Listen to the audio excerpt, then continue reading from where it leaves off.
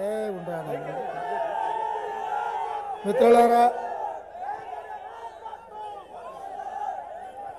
మిత్రులారా ఈరోజు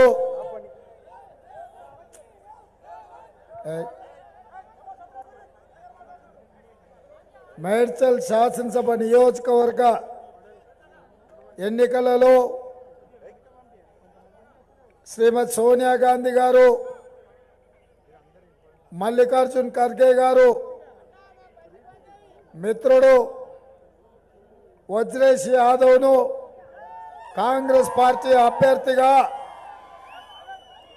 ఈ మేడ్చల్ ఎన్నికలలో పోటీలో పెట్టడం జరిగింది.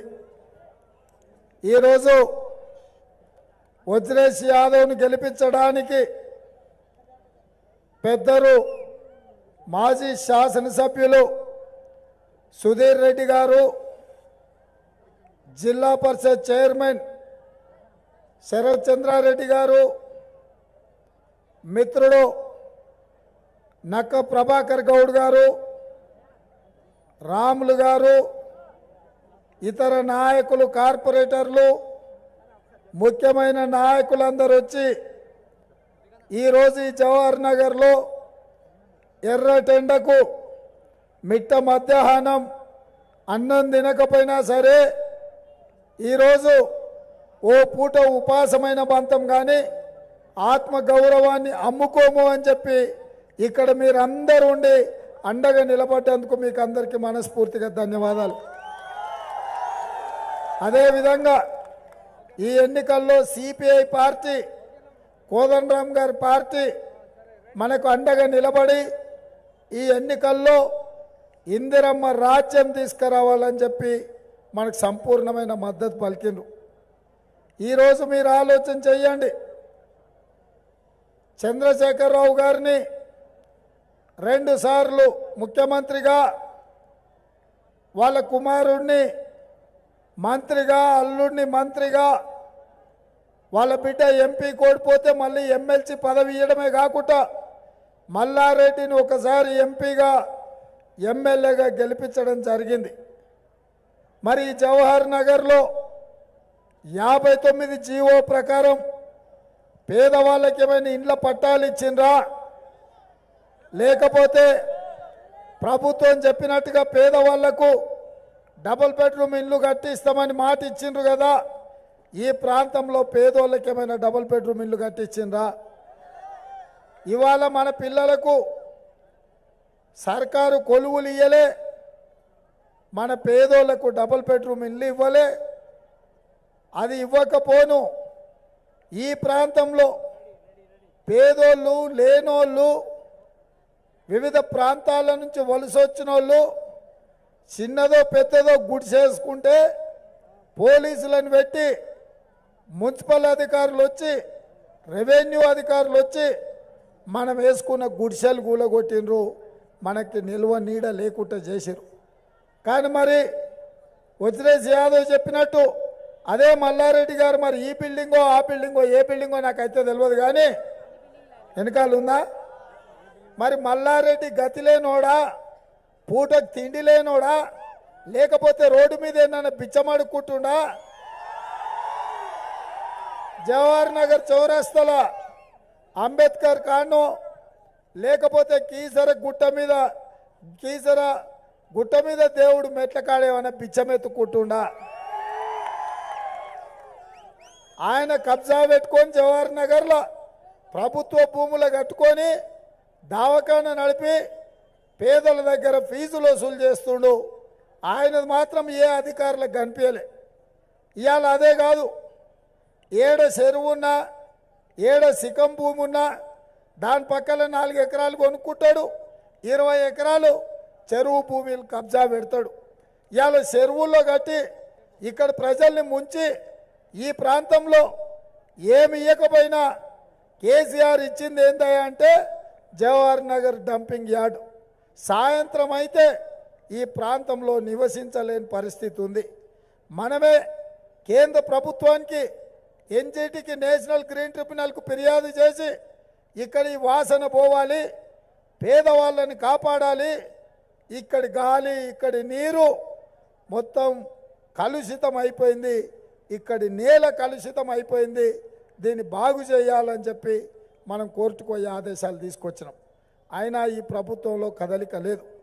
మల్లారెడ్డి గారి మీద ఎవరు వచ్చిన ఆరోపణలు, అది ఎంపీటీసీ టికెటా, సర్పంచ్ టికెటా, కౌన్సిలర్ టికెటా, మున్సిపల్ చైర్మన్ ఏదన్నిటిపెట్టు, ఎట్లా పడితే అట్లా అమ్ముకొని లక్షల కోట్ల రూపాయలు తీసుకున్నారని అందరూ మొత్తం ఆధారాలను కూడా బయట పెట్టిండు.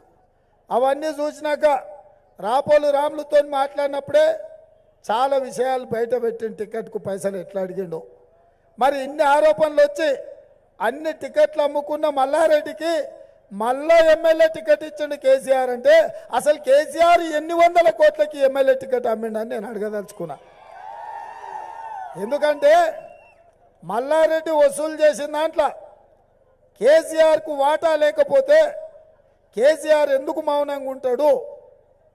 ఇవాళ కేసీఆర్ మల్లారెడ్డి తోడు దొంగలై మన ప్రాంతంలో భూములు కొల్లగొట్టి మన ప్రాంతానికి అన్యాయం చేసి ధరణి తెచ్చినాడు. మూడుచింతలపల్లిని దత్తత తీసుకున్నా అన్నాడు. ఇవాళ మూడుచింతలపల్లి ఉన్నది మన మేడ్చల్ నియోజకవర్గమే. ఆ ఊర్లో భూమి రికార్డులు ఏమైనా బాగుపడ్డాయా? ఆ ఊర్లో పేదోళ్ళకి ఏమన్నా ఇండ్లు ఇచ్చిండ్రా? అంటే ఈరోజు మన ప్రాంతానికేమో డంపింగ్ యార్డు, మన ప్రాంతంలోనేమో భూముల కబ్జాలు. అదే జన్వాడ కోకపేట ప్రాంతంలో కేసీఆర్ వందలాది ఎకరాల భూములు కొనుక్కుంటే అక్కడ మాత్రం ఐటీ కంపెనీలు. నేను అడుగుతున్న ఈ ప్రాంతానికి ఈడ ఐటీ పార్క్ తెస్తామని చెప్పారు. ఎక్కడ పోయింది ఐటీ పార్క్ అని నేను అడుగుతున్నా. కేటీ రామారావు ఐటీని తెచ్చిన అంటుండు కదా, మరి ఐటీ పార్కులు మా మేడ్చల్కి ఎందుకు తీసుకురాలేదని నేను అడుగుతున్నా. మా మేడ్చల్లో అడిగేటోళ్ళు లేడనా? అందుకే ఇవాళ ఈ ప్రాంత ప్రజలకు నేను ఒకటే మాట చెప్పదలుచుకున్నా. కోకపేట భూమి 100 కోట్లకి ఎకరం పోతుంది ఎట్లా, మేడ్చల్ల 10 కోట్లకు కూడా భూమి అమ్ముడు పోతలేదంటే ఇవాళ దీనికి ప్రభుత్వం కారణం కాదా? ఈ ప్రాంతంలో డంపింగ్ యార్డు దేవట్టే మన భూములకు విలువలేదు. ఈ ప్రాంతంలో ఐటీ కంపెనీలను ప్రభుత్వం రానియలేదు కాబట్టే మన భూముల విలువలు పెరగలేదు. ఇవాళ మన పేదోళ్ళు బతికే పరిస్థితి లేదు. అందుకే ఈసారి మేడ్చల్లో కాంగ్రెస్ పార్టీని గెలిపించండి, వజ్రేశ్ యాదవ్కు ఆశీర్వదించండి. ఒక బలహీన వర్గాల బిడ్డ కష్టపడి పైకి వచ్చాడు.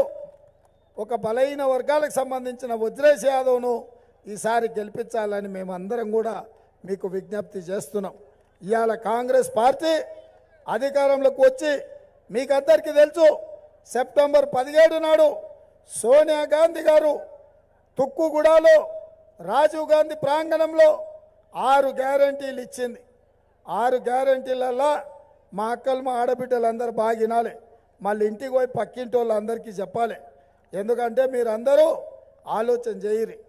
ఇవాళ కాంగ్రెస్ పార్టీ అధికారంలోకి వచ్చిన వెంటనే డిసెంబర్ 9 నాడు ప్రతి ఆడబిడ్డ ఖాతాలో ప్రతి నెల 1వ తారీఖు నాడు సర్కారు కొలువులో ఉన్న వాళ్ళకి జీతం ఎట్లా వస్తుందో మీకట్లా ప్రతి నెల 2500 రూపాయలు మీ ఖాతాలో వేయడానికి ఇలా కాంగ్రెస్ పార్టీ నిర్ణయం తీసుకున్నది. ఇదే కాదు, ఇవాళ సిలిండర్ ఎంత కొట్టున్నావు తల్లి? ఎంత సిలిండరు? ఏం ధర? 1200 కదా. ఎట్లా నడవాలి సంవత్సరం 1200 కొంటే? అందుకే ఈ నెల కేసీఆర్ ఉంటే సిలిండర్ ధర 1200. వచ్చే నెల కేసీఆర్ను బొంద పెడితే సిలిండర్ 500 రూపాయలకే. పేదోళ్ళందరికీ 500 రూపాయలకే సిలిండర్ ఇచ్చే బాధ్యత. ఇవాళ మీరు అందరూ అంటున్నారు, సార్ వ్యవసాయం ఉన్న వాళ్ళకు ఉచిత కరెంట్ ఇస్తున్నావు, మరి మాకు భూమి లేకపోయే మా బాయికాడ కరెంటు బిల్లు ఇండ్ల కాడ మా దగ్గర వసూలు చేస్తురని. అందుకే ఇవాళ గృహలక్ష్మి పథకం కింద ప్రతి పేదవాడి ఇంటికి 200 యూనిట్లు ఉచిత కరెంటు. మీ ఇంటికి కరెంటు బిల్లు కట్టాల్సిన పని లేదు. మీరు టీవీ పెట్టుకోవచ్చు, ఫ్యాన్ వేసుకోవచ్చు, ట్యూబ్లైట్ పెట్టుకోవచ్చు. పేదవాళ్ళు ఏమైనా కరెంటు బిల్లు వచ్చే నెల నుంచి కట్టాల్సిన పని లేదు. ఇవాళ ఎక్కడెక్కడనో దూర ప్రాంతాల నుంచి మనం వచ్చినాం. ఇల్లు కిరాయి ఇవాళ ఒక్క రవ్వు తీసుకుంటే కూడా 10,000 రూపాయల కిరాయి కట్టాల్సిన పరిస్థితి. మన కష్టమంతా సగం ఇంటికి రాయలకే పోతుంది. అందుకే ఈరోజు పేదోళ్లకు స్థలం లేనోళ్లకు 250 గజాల స్థలం ఇచ్చి ఇల్లు కట్టుకోవడానికి, ఇందిరమ్మ ఇల్లు కట్టుకోవడానికి 5 లక్షల రూపాయలు మీకందరికీ ఇవాళ ఇవ్వాలని కాంగ్రెస్ పార్టీ నిర్ణయం తీసుకుంది. అదేవిధంగా రాష్ట్ర ప్రభుత్వంలో 2 లక్షల సర్కారు కొలువులు ఖాళీలు ఉన్నాయి. ఈ 2 లక్షల సర్కారు కొలువులు 10 ఏళ్ళైనా కేసీఆర్ భర్తీ చేయలే. కాంగ్రెస్ అధికారంలోకి వచ్చిన వెంటనే సంవత్సరం తిరిగే లోపల మీకందరికీ 2 లక్షల కొలువులు భర్తీ చేసి ప్రతి నిరుద్యోగిని కాపాడే బాధ్యత కాంగ్రెస్ పార్టీ తీసుకుంటుంది. ఇదే కాకుండా ఇవాళ షాదీ ముబారక్ కళ్యాణ లక్ష్మి పథకం తెలుసు, 1,00,000 రూపాయలు ఇస్తున్నా, అంతేనా? అది కూడా పిల్లగాడు పుట్టినప్పుడు వస్తున్నాయి, పెళ్ళి అయినప్పుడు కాగితం పెడితే. అవునా? బిడ్డనో కొడుకో పుట్టినాకి ఇస్తున్నాను. ఇప్పటి నుంచి లగ్గప్ప ఉన్ననాడే ఏ రోజు లగ్గం ఉంటుందో ఆ ఏళ్ళనే 1,00,000 రూపాయలే కాదు, ప్రతి ఆడబిడ్డకు తులం బంగారం ఇచ్చే బాధ్యత ఇవాళ కాంగ్రెస్ పార్టీ తీసుకుంటుంది. మా అక్క చూడు సంతోషంగా చూస్తుంది, ఇంట్లో పెళ్లి పెట్టుకుంటే తులం బంగారం వస్తుందని. అందుకే ఇవాళ ఇదే కాదు, ఈ నెల అయితే పింఛన్ ఎంత, మా పింఛన్ వచ్చేటోళ్ళు ఉండరు ఎవరన్నా, ఎంత ఇంతే కదా, అంతేనా? కేసీఆర్ ఉంటే ఇంత, కేసీఆర్ను పొందబెడితే గింత. ఎంత ఇది? ఎంతనా? ఎంత ఇది?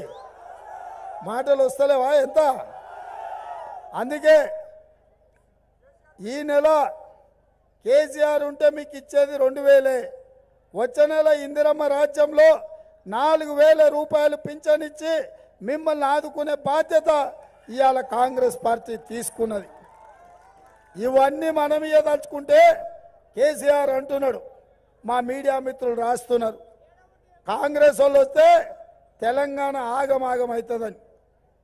ఆగమాగం అంటే ఏంది కేసీఆర్ అని నేను అడగదలుచుకున్నా. ఇవాళ నీ పాలనలో 10 ఏళ్లలో రైతు పండించిన పంట కొనకపోవడంతో కళ్ళాల్లో కుప్పల మీద రైతులు గుండెలాగి చేస్తుంటే నువ్వు ఎవరిని పట్టించుకోలే. మొత్తానికి నీ రైతు బీమా పథకం ద్వారా మీడియా మిత్రులు రాసుకోవాలి, రైతు బీమా పథకంలో 83,000 మంది రైతులు చచ్చిపోయినరు. ప్రతి కుటుంబానికి 5 లక్షలు నేను రైతు బీమా పథకం ఇచ్చినాను. అదేవిధంగా ఎన్సీఆర్పి లెక్కల ప్రకారం 8,000 మంది రైతులు ఆత్మహత్య చేసుకున్నారు. ఆగమాగం అంటే తెలంగాణ వచ్చినాక 91,000 మంది రైతులు చచ్చిపోయిందని నువ్వే లెక్కలు చెప్తున్నావు కేసీఆర్. ఆగమాగం అంటే రైతుల ఆత్మహత్యలు ఆగమాగం. ఇవాళ రాష్ట్ర ప్రభుత్వంలో 2 లక్షల ఖాళీలు ఉంటే అవి నువ్వు భర్తీ చేయలేదు. 10 ఏళ్ల నుంచి పిల్లలు ఇవాళ కోచింగ్ సెంటర్ల చుట్టూ అశోక్ నగర్ చౌరస్తాల్లో, దిల్సుఖ్ నగర్ చౌరస్తాల్లో, అమీర్పేట్ చౌరస్తాల్లో, కుక్కట్పల్లి చౌరస్తాల్లో 10 ఏళ్ల నుంచి కోచింగ్ సెంటర్ల చుట్టూ తిరిగి ఆయన 20 ఏళ్ళు ఉన్నాడు, ఇవాళ 30 ఏళ్ళు దాటింది, నౌకరు రాలేదు, పెళ్లి చేసుకోలేదు, ఇంటికి పోయి తల్లిదండ్రుల ముఖం చూపించే పరిస్థితి లేదు. మన అశోక్ నగర్ చౌరస్తాల ప్రవల్లిక అనే ఆడబిడ్డ ఆత్మహత్య చేసుకున్నది. ఆగమాగం అంటే 30 లక్షల మంది నిరుద్యోగ యువకుల జీవితాలతోని నువ్వు చెలగాటమాడుకున్నావు. ఇవాళ తెలంగాణని ఆగమాగం చేసింది నువ్వు. ఇవాళ నీ వల్లనే తెలంగాణ ఆగమాగమైంది. ఇవాళ నువ్వు 1,50,000 కోట్లతోని కాళేశ్వరం కట్టినాను. అట్లా కట్టి ఇట్లా మల్లంగానే 3 ఏళ్లలోనే మేడిగడ్డ గుంగింది, అన్నారం పగిలింది, 1,00,000 కోట్లు నువ్వు మింగినవు. ఆగమాగం అంటే కాళేశ్వరం ప్రాజెక్టు కూలిపోయి తెలంగాణ ఆగమాగమైంది. ఆగమాగం అంటే సాగునీటి ప్రాజెక్టులు కట్టకపోవడం ఆగమాగం. ఇవాళ కేసీఆర్ మాటలు ఆయన అంటున్నాడు, కింద ఇసుక కదిలింది, మన మేడిగడ్డ కుంగిందని. ఎవడన్నా ఇసుక మీద బ్యారేజ్ కడతాడా? మనం ఇల్లు కట్టుకొని మనం సంసారం చేస్తలేమా? 2 అర్రలు ఇల్లు కట్టాలంటే పెద్ద బునియాది తీసి భూమి గట్టిగా తలిగే వరకు తవ్వి మనం ఇల్లు కడుతున్నాం. మరి అంత పెద్ద ప్రాజెక్టు 1,00,000 కోట్లతో కట్టేటప్పుడు ఎంత జాగ్రత్త కట్టాలి, ఎంత బాధ్యతతో కట్టాలి.